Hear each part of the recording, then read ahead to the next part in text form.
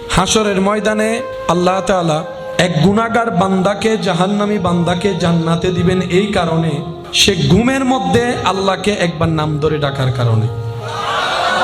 তো ফেরেশতারা রবকে বলবে, আল্লাহ সে তো জেগে ডাকে নাই, ঘুমে ডেকেছে। ঘুমে তো অনেকে অনেক কথা বলে। ফেরেশতাদের প্রশ্ন, আল্লাহ সে তো জাহান্নামী, গুনার হিসাব অনেক বড়, সব তেমন, কিন্তু রবের চাওয়া হচ্ছে তাকে জান্নাতে দেওয়া। তো যিনি আইন বানান তিনি কখনো আইন ভঙ্গ করলে মানায়? রব তো আইনের মধ্যে একদম আহকামুল হাকিমিন। তো রব বলবে, ফেরেশতা জেগে ডাকুক আর ঘুমে ডাকুক, আমাকেই তো ডাকছে।